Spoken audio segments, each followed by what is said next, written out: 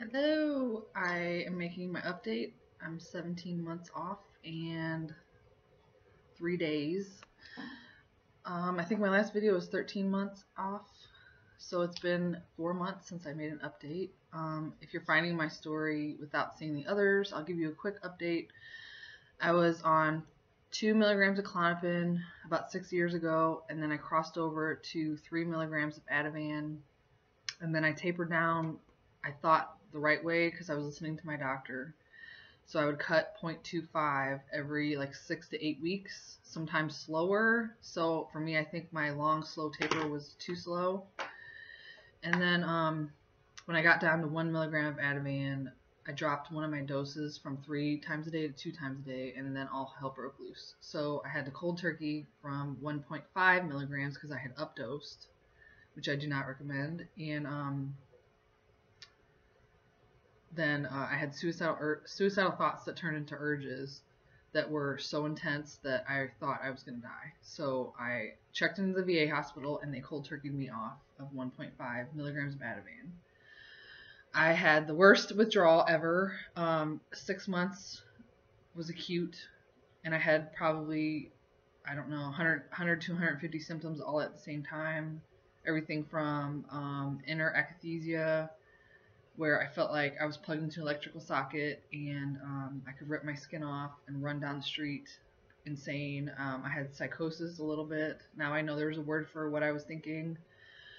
It's hard to talk about that in other videos because I didn't really want to think about it, but now there's a little bit more space there. I had suicidal thoughts, urges, burning tongue, migraines, head pressure, let me think, strange like feelings in my arms and things were moving. Most of all, I had terror and anxiety and intrusive thoughts that were so horrific I would not wish on my worst enemy. So anyway, that's the history. So I would say, like, I mean, I don't want to put a percentage on it, it's hard to do that, but I'd say like I feel probably 75 to 85% healed, like on a daily basis. And I know everybody says like healing isn't linear, but I really don't get like windows. Like they call them windows. So waves are like when you feel really bad, and windows are when you feel really good. So I feel like this whole time I've just kind of had like this baseline, and it's like slowly gets better. And at the beginning it was like 1% a month, but I think since month 14 I feel like a lot more healing than I had in the past. Like it's starting to speed up, but I also think it's because I'm pushing myself a lot more even than I was before. So I'll talk about that later, but basically that's how I feel. The symptoms that I have left now are still, I wrote a little note so I don't forget. My vision is definitely my worst symptom, and it scares the crap out of me on a daily basis. It's like when I close my eyes, it's not black. I see like little geometric shapes and kind of like dancing. And they call it visual snow. I'm not, I don't know like all the words, but I have like astigmatism. Like even right now, just looking at a solid color, it's not solid. It's like grainy TV. So they call it visual snow. What else do I get? I see like lights when I close my eyes. It's not black. I see like little worms when I look in the sky. Everything, I see huge floaters. Everything is distorted. That's probably my main symptoms right now. It's like a perceptual, like if I'm standing at the kitchen sink, it feels like the sink is moving away from me, and it feels like my feet are gonna fall from underneath me. And I notice it like ramps up when I feel anxious, or like if I'm not breathing deeply. So when I'm nervous at the grocery store, at the checkout lane, it seems to get worse. Like on an escalator, it'll get worse.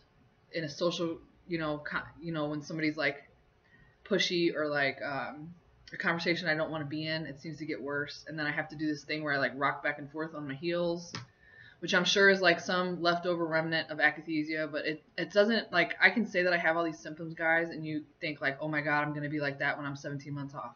But honestly, it's like I just deal with it. It's not, it's kind of my personality though. Like I have a really high threshold for pain, especially because of withdrawal. So like, yeah, I'm not comfortable. Like, nothing is comfortable. I don't feel great, but like I can deal with it. It's not a big deal. If I never heal more than this, I'd be totally fine living like this. Which I know there's more healing coming, because if I healed this much in 4 months, then in a year and a half, like, come on, I'm gonna heal all the way, and you should believe that too. So let's see. Oh, so it's basically like perceptual. You know, sometimes I get like this little weird. I get weird thoughts. You know, like just like, I don't know how to even explain them. I don't want you to think I'm nuts, but like I'll just get weird thoughts, like, you know, like, what if this world isn't real, or like, what if I'm walking on stilts, or like, what if I die on my way to, you know, a therapy appointment, and wouldn't that be a great story that like this girl got through withdrawal and had a great life, and then boom, she died in a car accident. You know, like, I just get weird, haunting, strange thoughts, but like I'm not going to label them with like psychiatric language that, oh, that's like, you know, generalized anxiety. I don't need any more labels. Like, that is not, it's whatever, you know. So I just deal with the symptoms, and I'm pretty functional, so I can't complain. You know, like, I've come a really long way, and not without a whole lot of pain and fear and symptoms, of course. And the way I see it, if I've had like all those symptoms, and I see people with symptoms in the groups and in benzo buddies and everything, like, if I can heal from all those symptoms, you can definitely heal too. Like, there's not, I don't, like, we're all miracles. That's the way I see it. So just stay alive. Like, that was my motto for the longest time. Like, I just have to keep breathing. I have to stay alive. And I mean, sometimes it was neurotic what I would do to like not kill myself, but that's what you have to do to stay alive. Then you have to stay alive. So the strength is in you. You just have to like find it, and like literally keep breathing and take it 1 second at a time. That is my best advice for anything. Let's see. So I still have fear and anxiety just a little bit, but like I said, it's easy to deal with. It's not a big deal. My sleep is so much better. I sleep 7 to 9 hours a night, which sometimes when I sleep too long, I feel worse. And I still wake up like 3 to 4 times a night to go to the bathroom, and sometimes I can just fall right back to sleep because I'm like, I don't have to go to the bathroom. It's like my bladder is too sensitive or something. So sleep is great. It's my favorite part of the day, honestly, because I actually get tired and then I go to sleep and I enjoy it. Like, I fell in love with sleep again. Social, I still like want to socialize, but I still keep inside as much as I can, and I'll do stuff when I have to. But like, do I make plans with friends and go out to dinner? No, I don't do that. What else? I want to talk about coping skills. So a lot of stuff that I did to help me through this was diet, exercise, guided meditation. If you go on YouTube and you just search like guided meditation, anxiety, there's like 5 million. If you do it for sleep, there's another million or whatever. So I would never play the same one. I would keep like rotating. That helped me a lot, because it would almost be like I would close my eyes and like just listen to the person's voice and force my thoughts to like think of what they were saying. And sometimes it would feel like there was somebody next to me talking to me, because I've done this alone. I don't have support. I had like my sister check on me sometimes, or a friend check on me, but not like weekly even. So this has basically been me and my dog and trying to stay alive. So I used to listen to those all the time. I did a lot of like deep breathing and just like feeling my breath and counting my heartbeats, and like I would walk and make myself walk, but I would feel like I'd fall over. So I'd count my steps. Diet. I could talk about diet like in a whole video probably. And if you guys want a diet video, I can do that. A lot of people ask me for updates. So if there's something particular you want to know about or think about, like all I've done is read and research for the last year and a half and experiment on myself. So if you have a suggestion, just put it in the comments and I'll make another video about it. And also, as always, do not take my videos as medical advice. This is just my personal experience. So diet. I've been doing paleo for probably 4 years, so it's not, but at different, like I wasn't always strict. And, I'd still eat pizza like once in a while, or Chinese on Fridays, So I wasn't like super strict, but then when I cold turkeyed, I ate like chicken soup, yogurt, string cheese, protein bars. I would juice sometimes, but I couldn't barely cook or even stand up long enough in the kitchen to make anything. So I ate just about whatever I could, was easily digestible, I guess. And then it transitioned to, I started getting my meals prepared. So like if you look in your city and you Google like meals prepared and then put the name of your city, you can probably find a place. And it's not cheap, but I felt like, okay, I don't really have a choice and I'm not leaving my house. So if I have to buy prepared meals instead of groceries, then so be it. And actually it was kind of cheaper than me buying groceries, and like how uncomfortable it is to go shopping when you're in withdrawal. So I did that for a long time, and I would just order them and then go pick them up once a week. So I would eat like rice and spinach and fish, and for snacks I would still eat yogurt, which is not really technically paleo. Okay, so like I would do like mostly paleo, but I would add a few things that would help me get more fat or more protein, stuff like that. So then I transitioned to Whole30, and Whole30, you can Google that if you want to look. It's super strict. So it's only meat, veg, some seeds, nuts, healthy fat, some fruit. So it's no processed food, no gluten, no dairy, no wheat, no soy, no beans or legumes. I did that for 30 days just to kind of reset. And wouldn't you believe it, that was in month 11. All my itching stopped. My sleep evened out. I stopped getting the blood sugar, weird things in between. And then I felt like a little bit better. And I thought, holy cow, like we underestimate what food can do to us. So that really helped me. And then I transitioned to the Kelly Brogan protocol. And she has a book called A Mind of Your Own. And you can find a lot of stuff online for free. But basically hers is the same thing, except women, after the first 30 days, you don't drink any coffee, and I only drink decaf. But it's only purified water or filtered water. Same as Whole30, but at the 30-day mark, you can reintroduce things. So for women, she suggests reintroducing white rice and potatoes. And I did that very slowly, for one thing at a time to see how I reacted. And I noticed that potatoes made me feel really tired, so I don't really eat those. But I did add rice back, and I actually like crave it. Like it makes me feel good. I don't know. So I did that for like until day 99.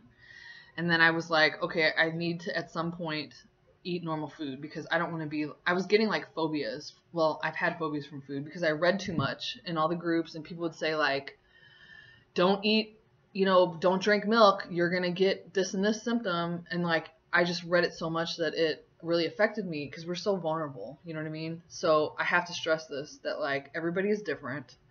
Just like we all have our own set of symptoms, we also have our own personalities. So like one person that would want to stay at home all the time, another person like me can't stay at home all the time. I need to be doing something, because if I stay at home, my set of symptoms actually makes me feel worse. So the same goes for food. Like for one person, they can eat peanuts and they love it. And I know people that have healed eating peanut butter jelly sandwiches. I cannot eat peanuts, but some people can. So, and some people react for salmon. I can't ever say that. Some people don't. I eat salmon all the time. So food is like a very personal decision, one not to be taken lightly. If you like food, like if you like grilled cheese, freaking eat grilled cheese. If you're craving a hamburger, your body is talking to you. So I'll get to that later, but like we have to listen to our bodies. Like that's how we got into this, is that we weren't listening, and we listened to other people tell us what we needed. And I think part of this journey is learning what you need and what you want and what your body wants.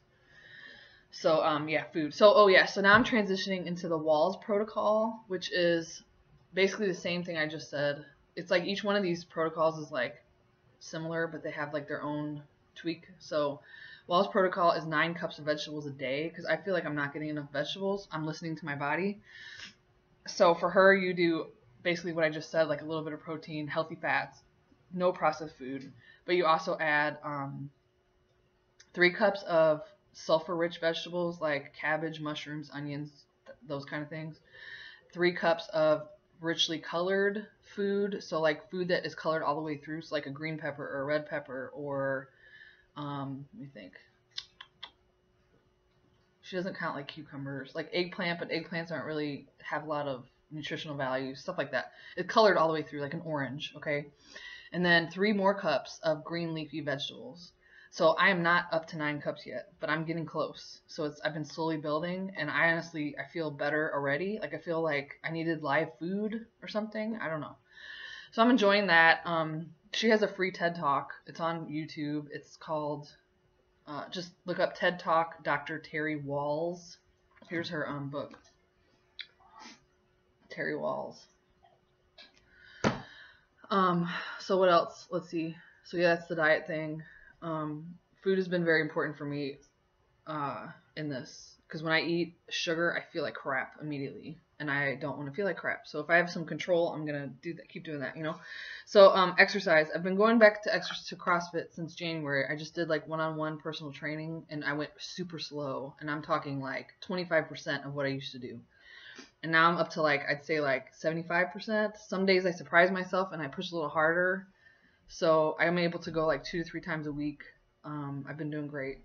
And then sun, I walk every single day. I walk the dog. I don't have a choice. I'm starting to enjoy the walks now.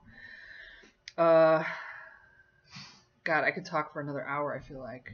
I didn't even hit everything I want to, but I guess I'll just talk about like what I've been up to and where I'm going to like finish this off.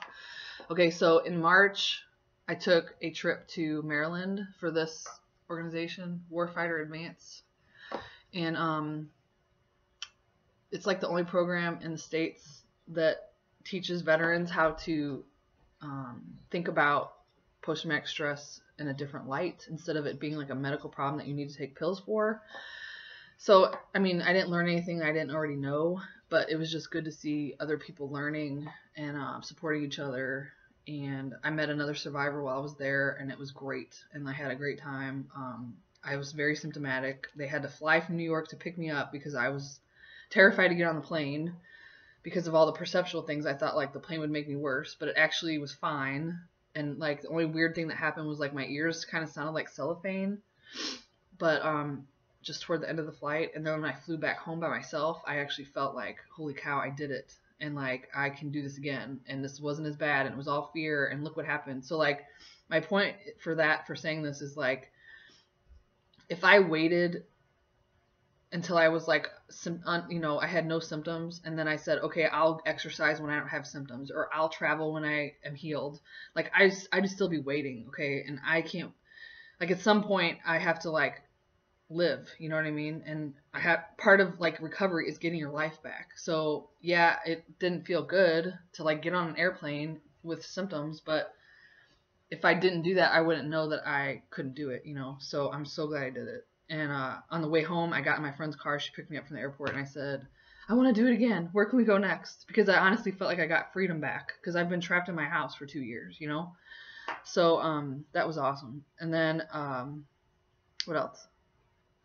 I just came back from New York. I went on another trip last week for a Wounded Warrior Project event, and that was amazing. And same thing, I pushed myself really hard. I made myself go sightseeing. I went and saw everything I saw when I was on meds, but this time I'm not on meds, so it was like a whole new experience. I ate gluten-free pizza to push myself a little bit, because I can't be eating crazy all the time. I talked to people. I saw things, like, I'm starting to appreciate things like I can watch a bird in a park and be totally, fine with that. Or like I saw this homeless guy that was digging in the trash, and it literally made me cry. And like, it's okay to have feelings, and they can be extreme feelings, and I'm not going to put words on it. Like, people say like, I feel manic, or I have the insomnia. Like, I don't want to use those words. Like, those words are what got me here. So like, yeah, I'm allowed to have feelings. I'm allowed to cry and grieve. And it actually annoys me when people are like, oh, don't cry. I didn't mean to make you cry. I'm like, no, I want to cry. Thank you. So I guess that's part of like the waking up process. It's pretty cool. What else? Oh, so where am I going? I just graduated from college, which I can't even believe I did that. Okay. And I think school kept me from being completely psychotic, like, to tell you the truth, because it was like, it's that one thing that kept me in reality. Like, I don't have friends, I don't have family that I am close to, I don't have kids or a husband, so literally I have me and my dog in withdrawal. That's it. And that is like no reality. And it, like, all the classes I've taken in psychology and stuff, a person is like at higher risk for psychosis when they don't have support. So like, plus I was in withdrawal, so I'm pretty sure my risk of psychosis was extremely high. Joe, shh. Joe, you want a treat? Come here. Come say hi. You want to say hi? You think somebody's here. Look, Look.